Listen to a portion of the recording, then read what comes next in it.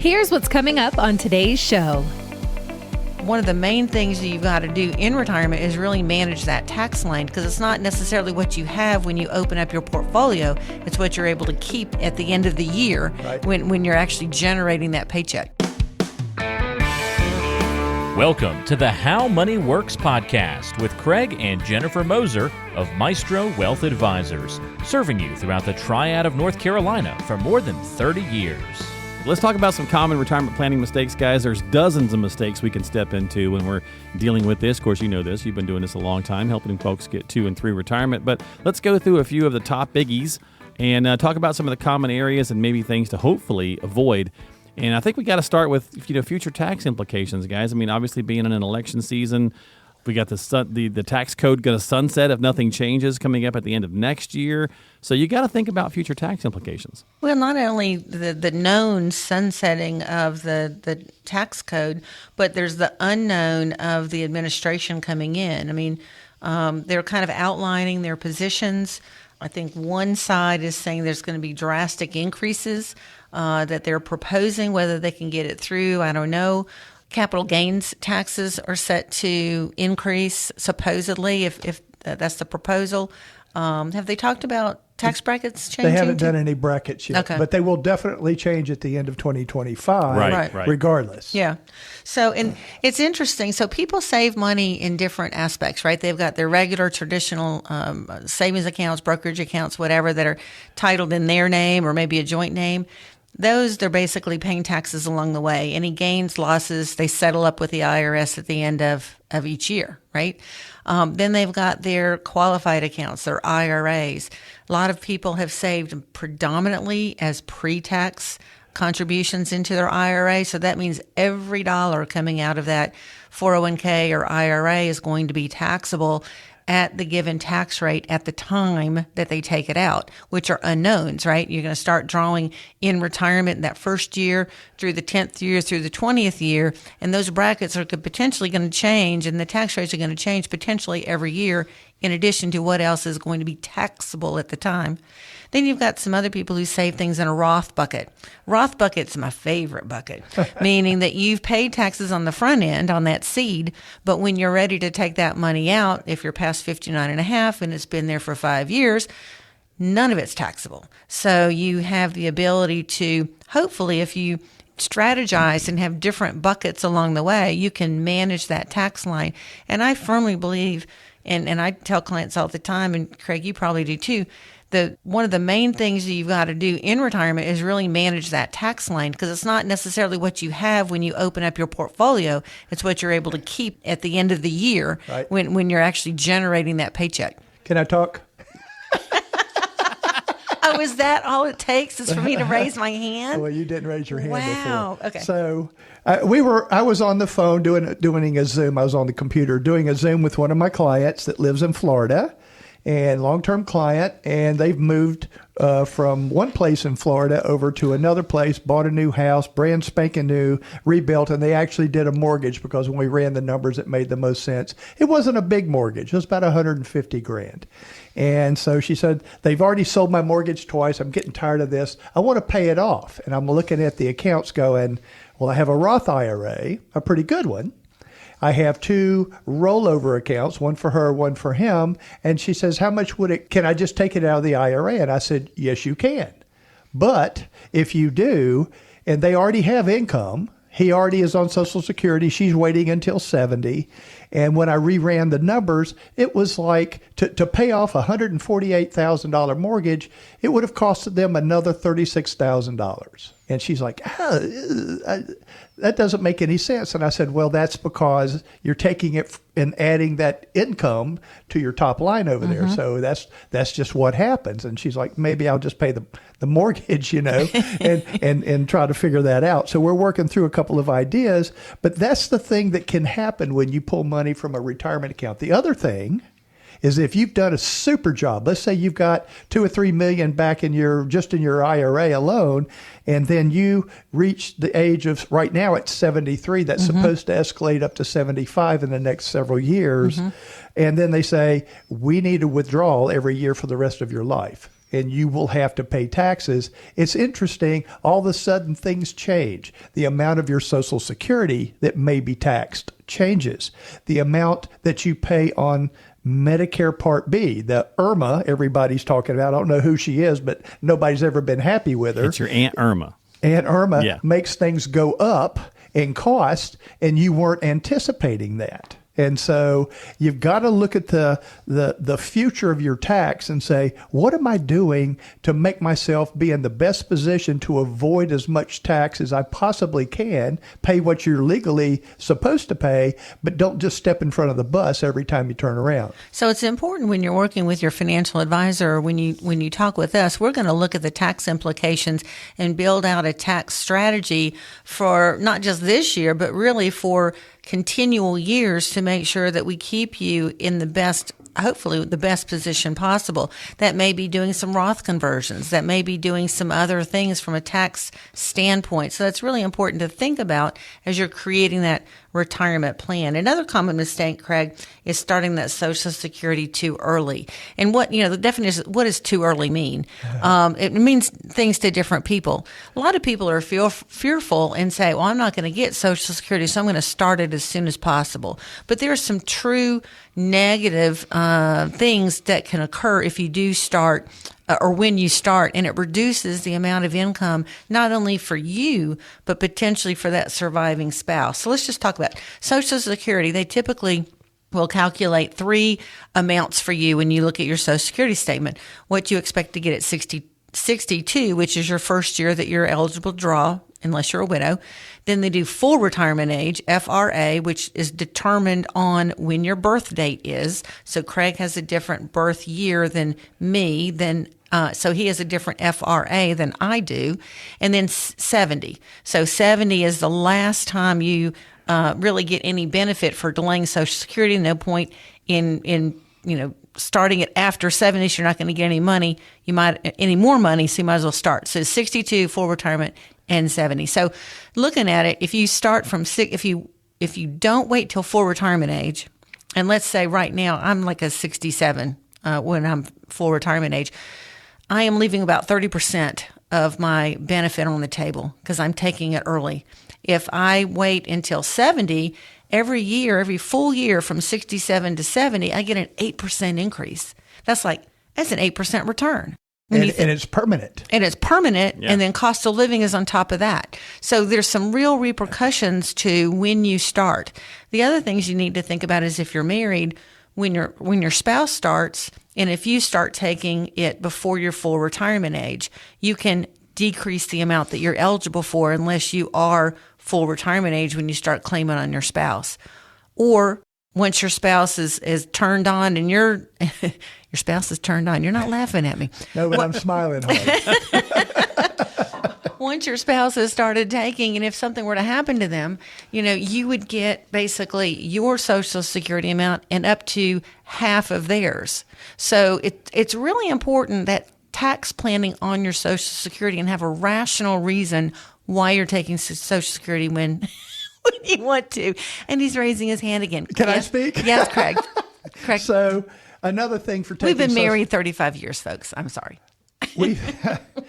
If you take your Social Security early, I understand. You'll wake up a month later and go, we don't have a paycheck, and I need some money coming in, and the Social Security is an easy place to go to get that cash flow. I got it.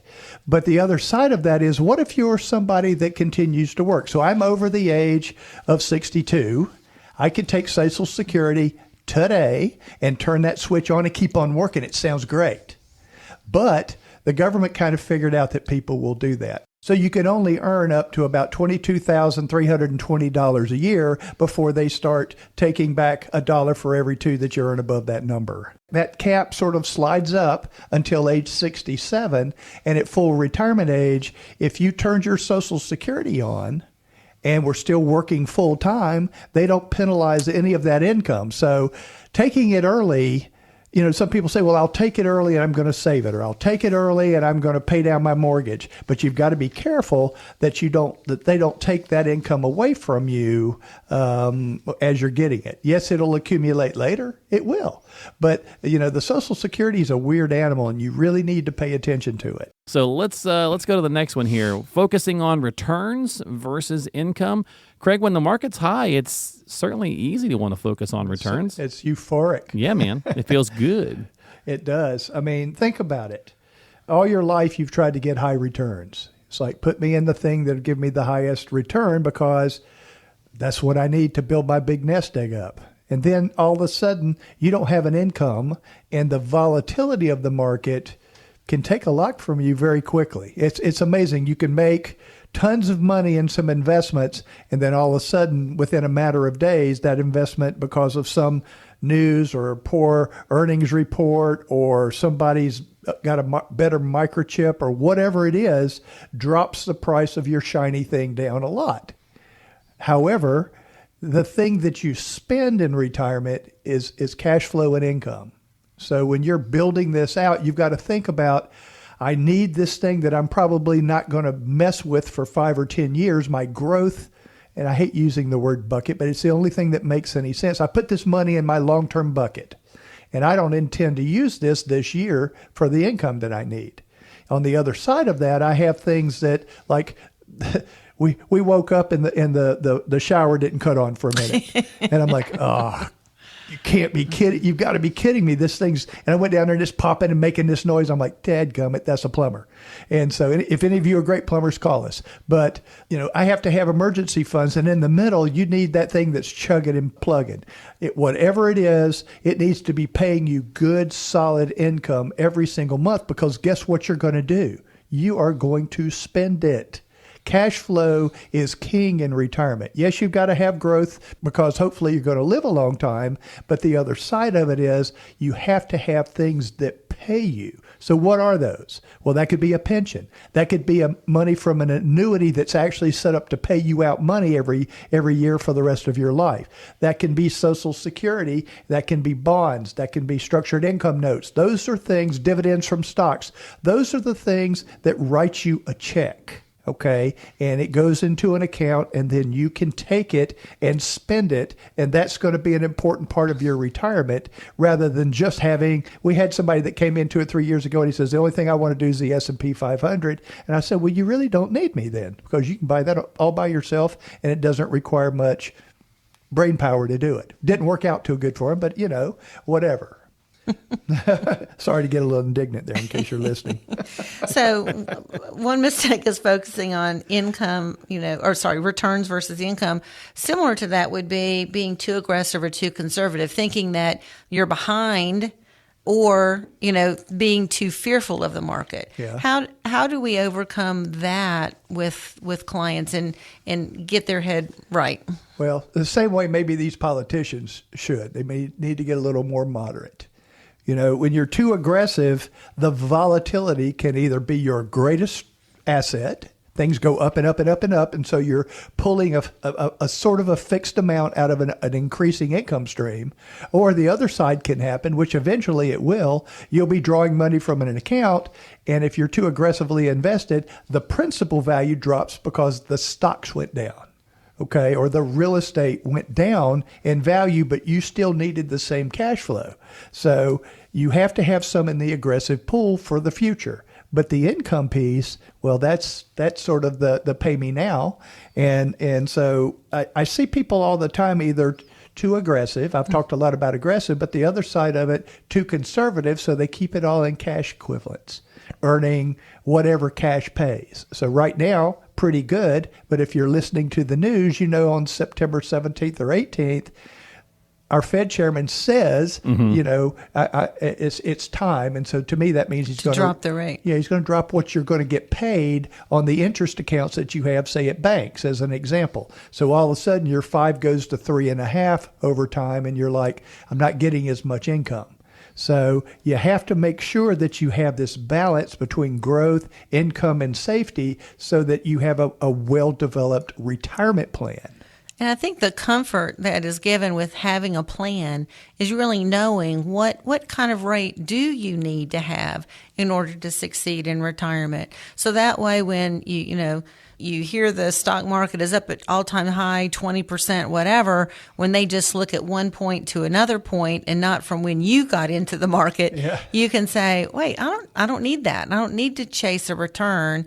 I don't need to get there, and I can still sleep at night because I'm making X percent. And that's really my bogey. Am I able to keep up with my spending, my plan, whatever? And that's the beauty of having a plan and knowing, not wondering. Well, and the other side is, and not taking so much risk, you get blown up. Right. So I will say, it's not the last retirement mistake, but one retirement mistake, Craig, is not marrying the right person. And we are celebrating our 35th wedding anniversary on the 9th. So just so everybody knows. Not that you don't need to send us gifts or anything. No, make sure that you marry the right person and that you grow together over time. Can I raise my hand? Can I say something? Yeah. I love you. Thank you.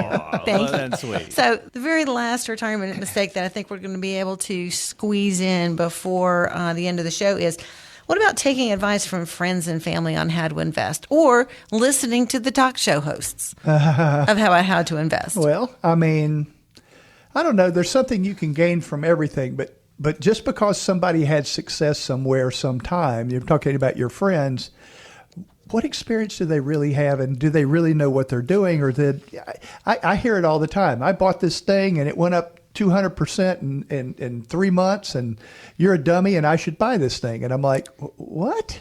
And then I'll hear later on that it went down about as much as it went up. We just had a very close friend that bought something and bought it again. And, he was like, man, I'm going to buy a car with this thing.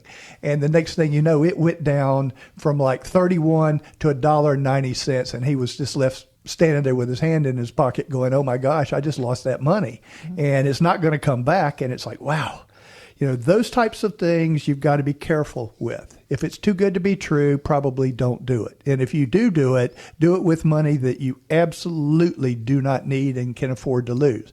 Craig doesn't have any of that. I don't have, it drives me crazy thinking I would lose some money, in some wacko idea. It would just make me mad. Right. So at the end of it, you've got to think about, how do I approach this to give myself what I need, and what is the proper approach? If what we're saying doesn't make sense, go talk to another professional that does this in the industry. If I wanted to learn how to build a house, you don't want me to build your house. I promise you I will make some mistakes because I just don't know. I don't do that for a living. I would go to a general contractor. The same thing about my cars. Oh my gosh, if Craig fixed your car, you're going to show up at your best mechanic with a box full of parts because I don't know how to do it. But from a financial planning perspective, we've been doing this for over 30 years. We have practice. We've seen the mistakes. We know what people do right and wrong, and there's a process to get you to live a long time in a prosperous retirement. And that's what we try to get you every single time when we're on the radio. And if you come and talk to us, you'll see a process that's built over multiple years. Thank you so much for checking out the podcast today. If you have any questions about what we've discussed, remember, you can get a complimentary financial review with the team at Maestro Wealth Advisors by calling 336-448-1086 or go online to howmoneyworksradio.com for other great resources and ways to reach the team. You can also check the show notes of today's episode for our contact information as well. And don't forget to subscribe to the podcast on your favorite app so you never miss an episode. We're on Apple Podcasts, Spotify, Google Podcasts, and all the most popular apps. For Craig and Jennifer Moser, I'm Mark Killian. We'll talk to you next time on the How Money Works podcast.